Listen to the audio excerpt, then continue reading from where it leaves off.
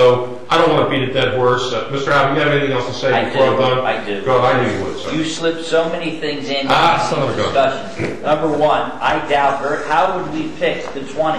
Would they be your friends? The 20? No, I'll be your friends. Okay. Oh, that would go over real big. Could you imagine that?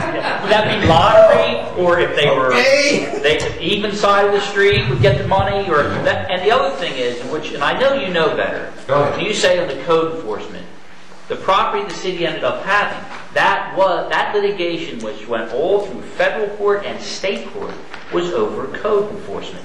But he was an individual who didn't mind litigating.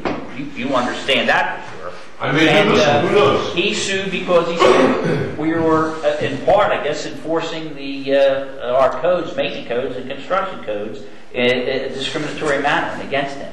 So landlords, guys who have lots of money and have lots of rental properties, they have the law firms, and when you say enforce the code, believe me, we enforce the code. Other towns come to that. Do you think you've enforced the code enforcement in the northeast section for the last 8 years? Again, as I particularly said, we were not real tough on cosmetic things, paint, those type of things for the reasons that you said. When it came to safety issues, public safety issues, yes, we're as aggressive as we were in any other section in town. Because again, we thought that this was a project that was going to move forward with the Pulte homes. Unfortunately, the lawsuits dragged it out. After we were successful in that lawsuit, then there was another lawsuit that dragged it out.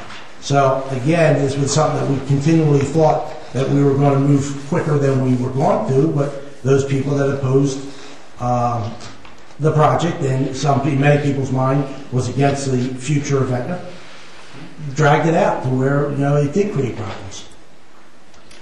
Being the stubborn, hard-headed Italian I am, Mr. Abbott, I'll leave my last remark to you, sir. Well, just remember, when that landlord sued on code enforcement, he sued every one of us personally. I was sued personally. I actually used his case to tell you the truth.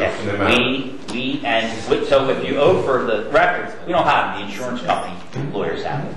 Well, my point is, it would be easy to take the 20 people who live in the area by letting your code enforcement department go in there, look at the economics of the people, and and try to help them out. You've done it before, like Mr. Capley, when you help him when he purchased. There's ways to do it. We did not help Mr. Capley. The state did. I mean, they created that effect. That's the act. But there's an easy way to do that, and you take 20 people plus their next door neighbors. What about the 500 people you don't get?